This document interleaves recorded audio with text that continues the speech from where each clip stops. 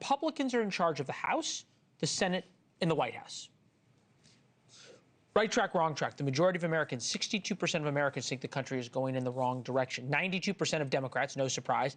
But still, 24% of Republicans say the government is going in the wrong direction. That is, in many ways, the economy. 65% of Americans believe the economy is heading in the wrong direction. 91% of Democrats, 30% of Republicans say the economy is in the wrong track. So I mean, you can see polls for anything, but if you just look at the numbers of how the economy's changed in the last 9 months, for one, we're at the lowest inflation we've been in 4 years. Gas prices last week was the first time under $3 in the last 4 years, the national average. GDP last quarter was over 4% when it was projected to only be at 1.8%. So these are indicators of showing how the economy is improving. It's doing better. I know you were mentioning about Turkey earlier. The Walmart CEO just this week said that turkey prices are 25% down from what they were last year and will go back to the 2019 levels. So things are moving in the right direction. I hear you. That said, that is a little bit like the Joe Biden argument in 2024 of all these numbers say that things are great, all the metrics say things Please are great. don't compare me to Joe Biden. You know?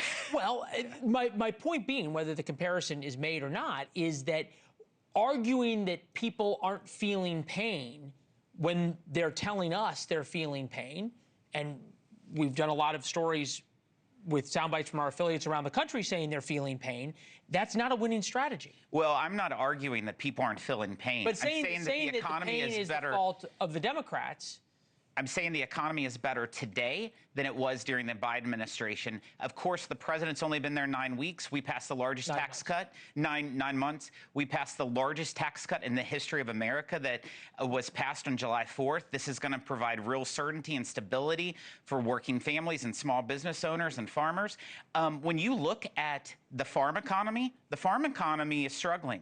There's no question about it. I've traveled all over Southeast Missouri, all over Missouri for that matter, and we have to continue to have these trade agreements move forward. To that point, the cattle ranchers who I love don't understand that the only reason they're doing so well for the first time in decades is because I put tariffs on cattle coming into the United States, including a 50% tariff on Brazil. If it weren't for me, they would be doing just as they've done for the past 20 years. Terrible. The Cattlemen's Beef Association, real Donald Trump White House cattlemen and women cannot stand behind President Trump while he undercuts the future of the family farms and ranchers by importing Argentinian beef. It is imperative that POTUS and Sec Rollins let cattle markets work without interference. That's not saying that President Trump is helping the farmers. So I'm a cattle farmer. I live on my family ranch. I understand the input costs that cattle farmers have experienced the last several years. The cattle prices right now are not even catching up for the increase in fertilizer, the increase in feed, the increase in equipment. I would strongly disagree with that. With the cattlemen's assessment.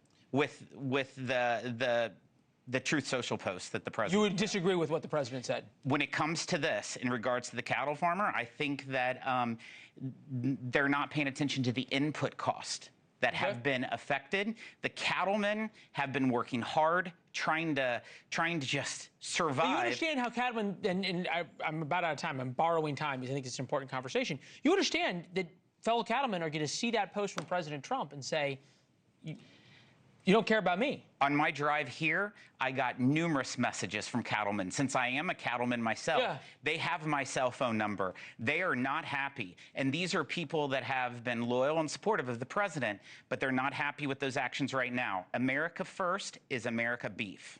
Thank you for watching. Subscribe below and download our NewsNation app right now on your phone, and you will get fact-based, unbiased news for all Americans.